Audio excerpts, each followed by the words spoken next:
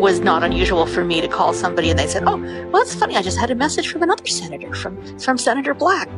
Welcome to West of Centre.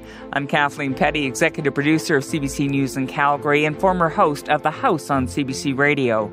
And Paula, I really appreciate that you've been doing that because people are feeling lost. Today, credit where it's due. Does the rest of Canada understand and value the oil and gas industry? Two Alberta senators, Paula Simons and Doug Black, consider what the sector needs and whether Canadians are prepared to provide it. And I know you've been doing that, and I know it's appreciated. Some of it just is, the genesis for me is, I spent 30 years as a journalist. I'm not a subject matter expert in anything, except I know how to phone people and talk to them and get information. And so at the beginning, it felt a bit fake. It felt like a make-work thing. Okay, what am I going to do? Here I am, home in my nice, comfortable house with my nice, comfortable husband, feeling guilty that I'm not doing more. And so I started phoning people because I know how to talk to people on the phone. But as it went on, it became more, there became more practical things that I could really do. When I reached out to the mayor of Jasper and he told me that the town of Jasper is on the hook for $600,000 in rent to the Canadian government because they rent the land on which the town sits, which I did not know. So then I phoned the mayor of Banff and she said, yes, it's a similar thing here. They're on the hook for $550,000. And I think she was one of the people who said, oh yeah, I just talked to Doug Black. So I drafted a letter and I got the two mayors to look at it to make sure that I wasn't going to cause a problem. And then, I sent the letter to the minister and to Parks Canada saying, as a senator from Alberta, I'm asking, could you have some kind of rent forgiveness for these two communities? So I'm learning more about the very specific challenges that communities are facing. And I'm learning more about, the specific challenges industries are facing. I mean, this week, the last couple of weeks, I was talking primarily to energy players. This week, I spoke to both the Cattlemen's Association and the United Food and Commercial Workers about the situations in High River and Brooks. So, it just helps me to prepare for the work in the Senate and for the kinds of questions that both Senator Black and I have been asking by proxy when the Senate's had a chance to meet. Senator Black, I was listening to Jason Kenney do a Facebook Live, which he does quite often, where he takes questions from folks listening in. And one of the things he said that sort of stuck with me was he said, I'm concerned we will not have adequate fiscal power to insulate everybody from what's coming at us. We as Albertans need to think long and hard about the choices we are facing. Does that capture it for you? Yes, absolutely.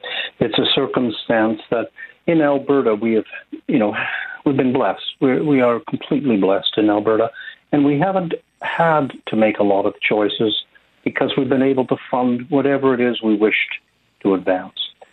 That's changed. That's not all bad, incidentally, but that has changed. So whether it's in energy or post-secondary or, roads, whatever it's going to be, we are going to have to make choices because we only have so much money. Quite clearly, the major source of revenue to date has been the energy industry. They're going to be impaired. And you can only borrow so much, and that's the problem we're going to face. Having said that, making choices is not necessarily a bad thing because I think we're going to be in a position to make pretty smart choices. Yeah, well, I had Peter Terzakian on last week, someone I'm sure you're both very familiar with. Yep. And he referred to the Valley of Doom. That's the line I always remember. But by the same token, he sort of echoed Senator Black a lot of what you're focusing on as well. It's going to be painful, but at the end of it, it will be an industry, now I'm talking about oil and gas specifically, that will be leaner, meaner, and cleaner. And I guess that's what we hope, but it could be a painful path getting there.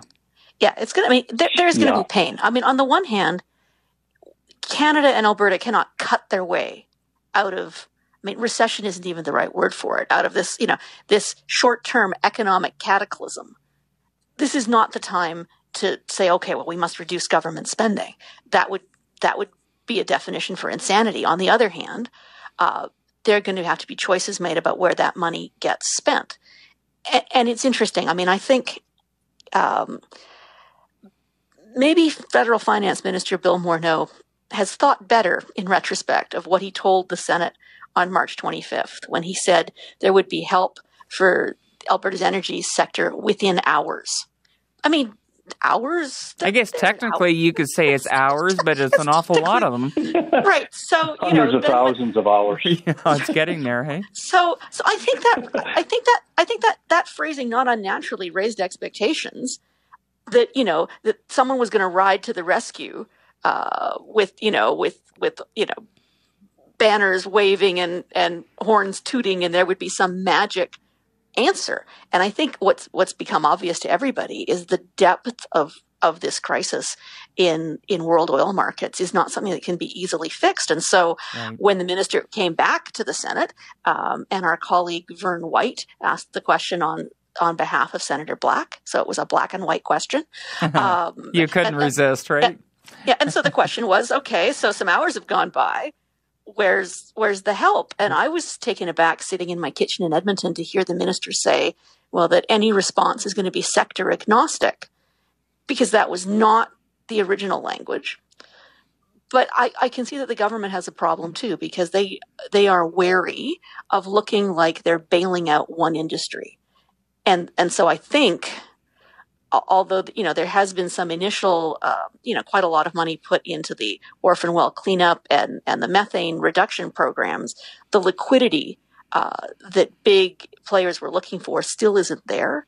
And maybe that is going to come in a way that doesn't cherry pick one industry, but is designed to help a number of big industries that are the hardest hit by COVID-19. Well, I would say that, Jason Kenney continues to sound hopeful and patient. He keeps sort of referring to the fact that it takes time to sort this stuff out, and any liquidity he's looking for, as we know, is between $15 and $30 billion, which Senator Black that's a heck of a range in terms of sort of backstopping. And I guess, obviously you've got to pick winners and losers here, right? The criteria suggests that some will not qualify for this. Well, let's to be sort of very precise around this, because I think it's of value to the folks that are listening to us. The Government of Canada deserves credit for the work they've done to date.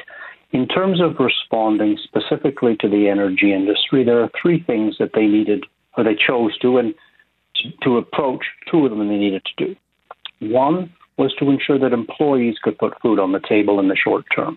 That has been done, and while there have been some bumps, on the whole, it's been done, and it's being done effectively. So full marks. The third pillar, we'll come to the second at the end of it. The third pillar relates to this environmental commitment to clean up orphan wells. That is very important. It's significant, and it should be acknowledged for that. Right. This will make a difference to service companies, and it will make a difference to the environment. So check, that's good. The issue of liquidity is, as Paula suggests, it's complicated, but it is not rocket science. That's why I've continued to push the minister and people that I continue to talk to come to an answer. They've come to a half answer. They have said that for companies that produce less than 100,000 barrels of oil a day, and there's a lot of them, that they are going to be able to have recourse at certain levels to the Business Development Bank in coordination with their existing banks. That is a very good thing, and that should be appreciated. Are all companies going to get support? Absolutely not, because all companies likely shouldn't get support. But there is a range of companies, about 20 or 25 of them, the mid-sector here, very, very significant players who simply have no cash flow. That is the group that are orphaned at this moment, and that's the group that myself, and Senator Simons and others are pushing so hard to have liquidity support for. That's where the number that Premier Kenney has mentioned of 15 to 30 billion, I don't know what that number is, but what it will be guarantees. Banks will advance existing lines of credits, whatever the relationships are, guaranteed by the government. And I'm not going to stop pushing the government until we get that support, because not to have that will ensure countless bankruptcies in the energy sector, which means stranded assets, but most importantly, it means tens of thousands of people without employment. And that's not the answer here. These companies didn't do anything. They're casualties of this crisis in which we find ourselves. And I appreciate the support that so many across Alberta are giving to ensuring the government of Canada clearly understands it. And I think we have reason to be optimistic. Now, I'm with Premier Kenney on this. At the end of last weekend, I was going to come out Monday morning guns a-blazing because I thought it was over. I don't believe that anymore. I've talked to a number of folks, and I believe that the government of Canada is trying to find a solution to this. Because if not, it is going to be a bleak day in this province. Yeah, I mean, we're going to face, there's not enough money in the sea. That's a bad analogy. There's not enough money to backstop the industry to the extent that it gets to a December 2019 or, better yet, a June 2014 kind of level. Right. Those days are gone. And there is going to be a Darwinian winnowing out. But I'm distressed by the degree of schadenfreude. I was going to ask you about that. I just like to say the word schadenfreude. I do too, but I don't like to experience it, and I was interested. Show off my German roots. Yeah. But it is a huge body blow when when I tweet out something, and I'm not somebody who's usually portrayed as a shill for big energy. That's not my branding.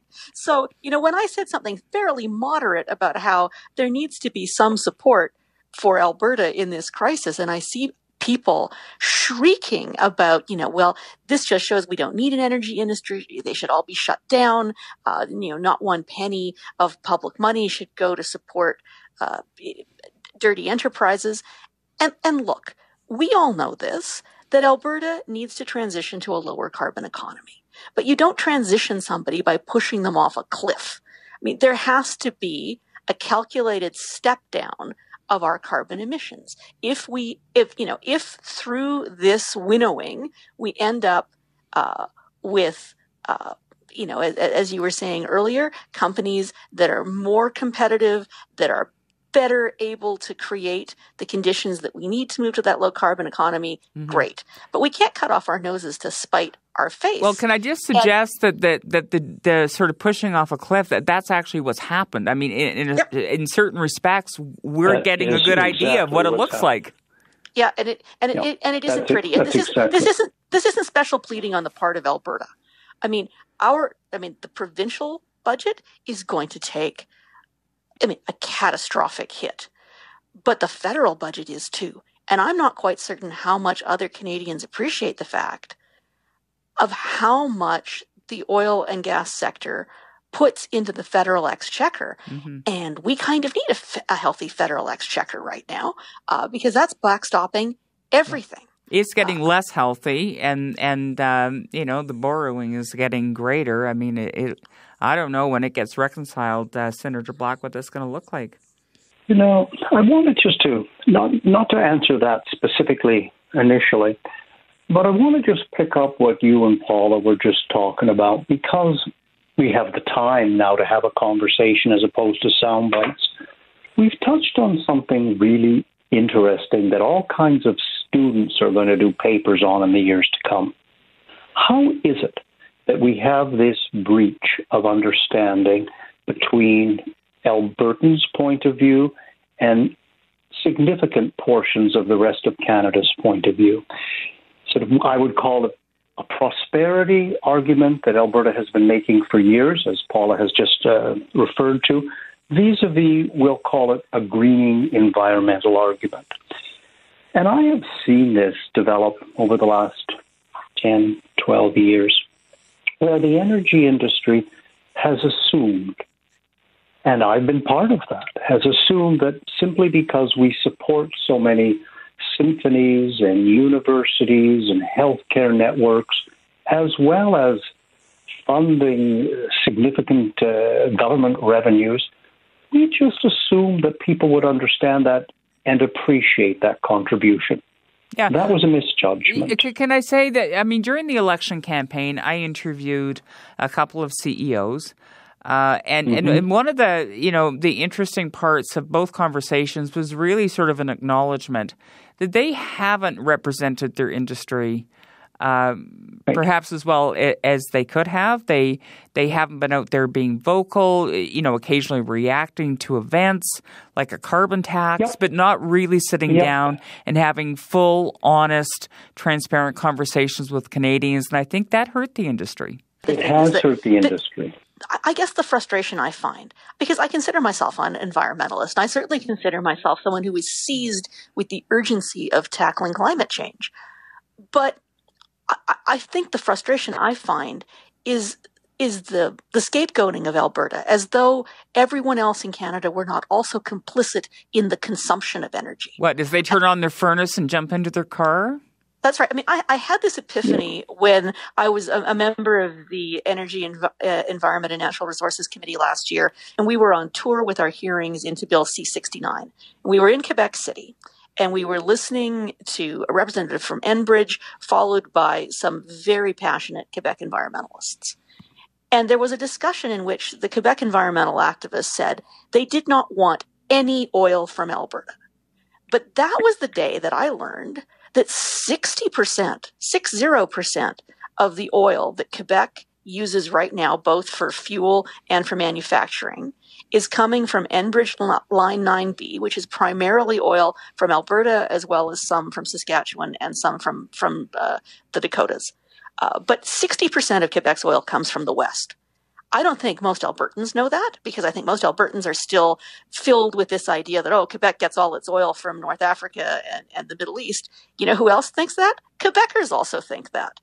And nobody wants to acknowledge the fact that we are interdependent, that Alberta is producing energy that Canadians are consuming, and that if we want to transition to a green, low-carbon future, we can't do that by shutting down Alberta. We have to do that by finding ways to mitigate greenhouse gases that we produce all across the country, finding technological solutions, finding consumer-driven solutions, finding industry-driven solutions. But you can't expect industry to do that without some kind of concerted national strategy to get there. I'm very glad to hear Paula saying this, because while I recognize, and I think I've indicated, and you picked up on it, Kathleen, that we in the energy industry, we in Alberta, have not told our story very effectively. I think we can all agree with that.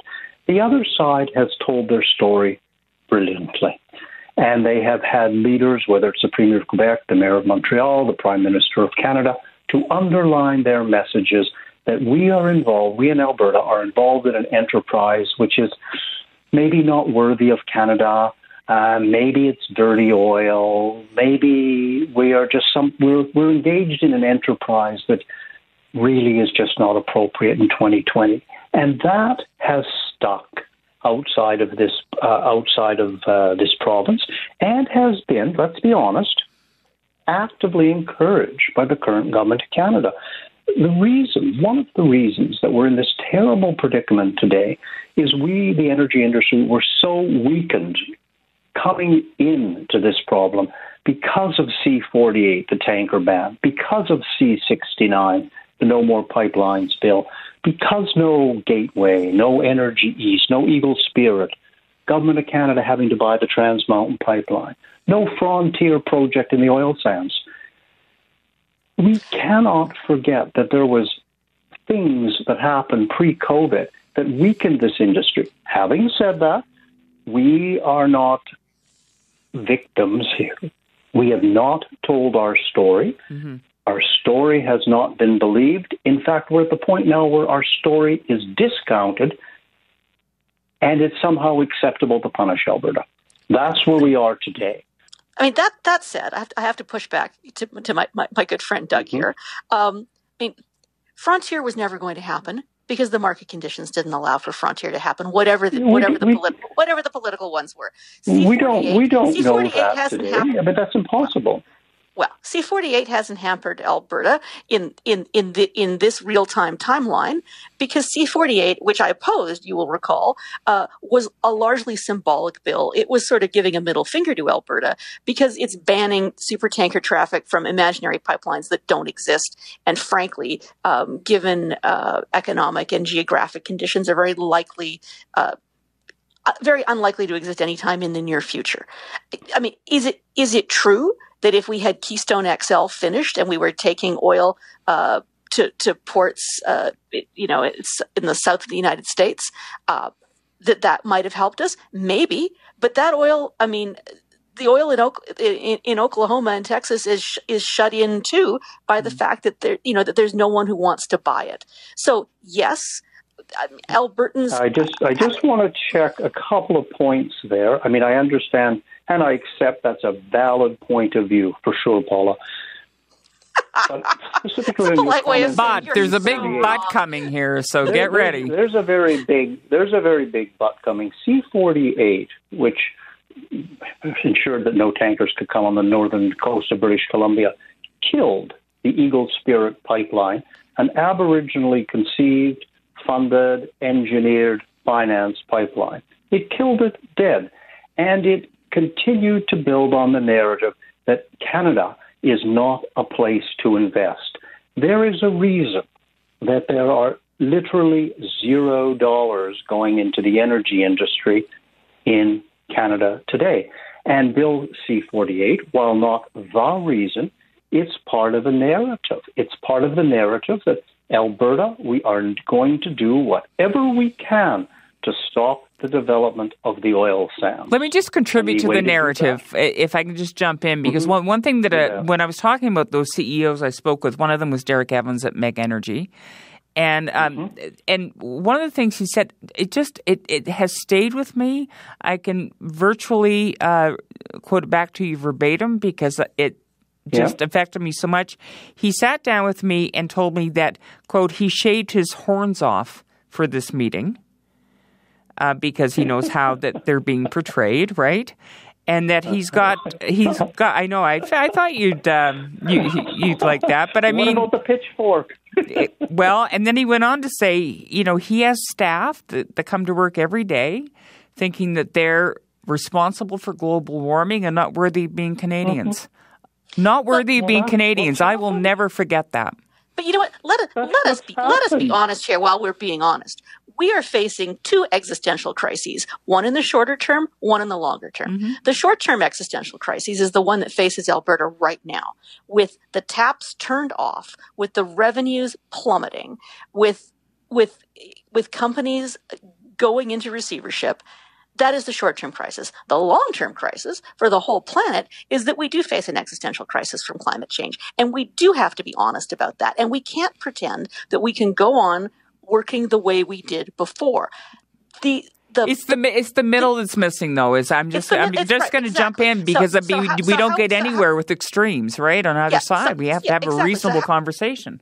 Yeah. So how we get to the point where we transition off of a carbon-based economy, where we have a mature industry, where the big players understand this and know that they have to make this transition. I mean, the challenge is going to be coming out of this in the short term. The really big players, the heavy oil producers, the bitumen people, especially the SAGD people, this is going to be a rough 12, 24, 36 months for them.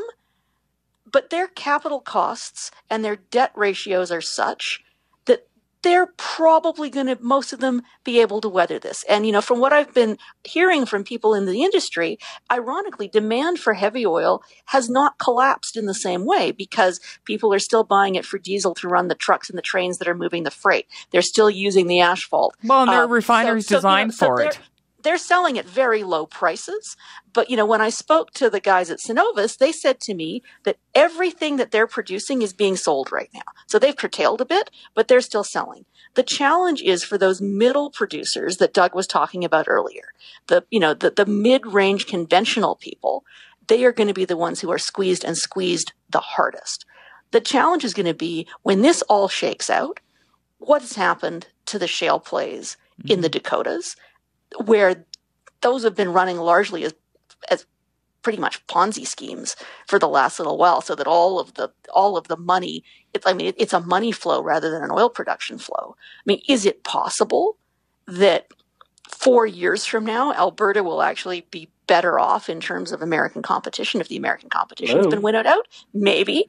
But that still doesn't get us to the point where we have a recognition that none of this will be any good if Victoria sinks into the sea. I've got to let Senator Black in here. He's saying hello, and we're going to say hello back. Go ahead. Paula was going on about the Ponzi schemes in the Dakotas. Yes. And my phone went down. Can I I just want to make there's only one point to take from all of that. It would be extraordinarily unfair to characterize the energy industry as not being very alert to the challenges of global change. Indeed, the majority of innovation dollars that are spent in Canada today are being spent by energy companies to ensure that their carbon footprint is minimized. I'm proud of the work that energy companies are doing to minimize their footprint. And I wish I could be as proud of the work that the aviation industry is doing, or the automotive industry, or the chemical industry, or the fertilizer industry.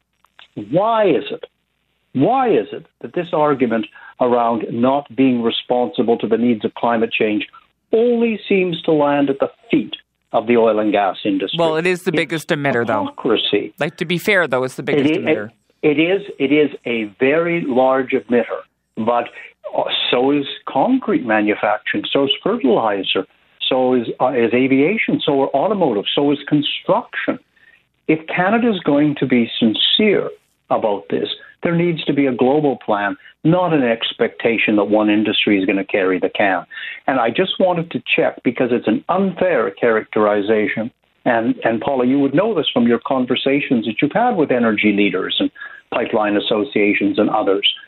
You know, and I know, that the industry is the global standard in the oil and gas world of working towards lowering the carbon footprint. So are they perfect? No, of course they're not perfect, but they're working hard, and it's unfair to characterize this industry as not doing their part. It's just unfair, but it's part of the narrative that somehow that everything that happens in Alberta around the energy industry is a bad thing. That's what's happened here.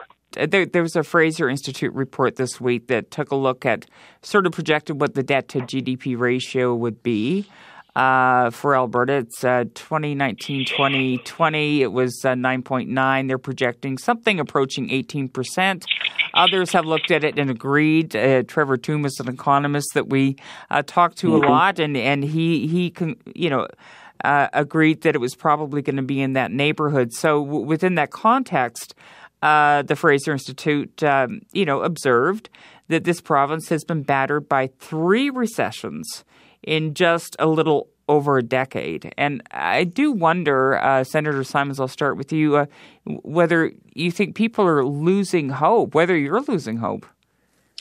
It's been a really, really hard time for Albertans. And, and it's not just energy. I mean, our beef producers are stuck now with a huge shutdown of our beef processing industry. Our canola farmers have been stymied from exporting by Chinese trade barriers. It's been a very rough few years for Albertans. There is no doubt of that. I don't think Albertans are going to give up hope. We were pioneered by people who thought this was next year country. Nobody ever said living in Alberta was easy. It's never been easy. And I have every confidence that Albertans are going to see this through. But I think Albertans are going to need to understand that they need to see this through as Canadians. And we're going to need all of Canada to come together in the wake of COVID-19. This illusion somehow that we can go it alone. If that could be one of the fatalities of COVID-19, I'd be most profoundly grateful, because we need to come together as a nation. This is going to be a disaster, not just for our province, but for Canadians coast to coast. And this has to be something that we see through together. And to start worrying about what our debt load is going to be, this is going to be an ugly period for a lot of industrialized economies, and we're going to have to come through this together. Senator Black? I wrote a letter to the Prime Minister the 1st of March asking if he would appoint an Economic Recovery Council for Canada. I'm continuing to put the pressure on. I think there might be some action there because we need to come out of this with a plan. There is no doubt that Albertans are innovative, we're highly educated, we're smart, we're resourceful. We will get through this, but we need a plan. We need to figure out what needs to be emphasized, what perhaps needs to be de-emphasized. And I want to build on an excellent point that Paula has just made. What I am very hopeful is going to come out of this is a recognition that we are one country. We have gone through appalling battles over the last 18 or 24 months where Alberta has been marginalized, not only by provinces in the east, but by our neighbor in British Columbia, where Alberta has done some things that perhaps in a calmer time you might not do.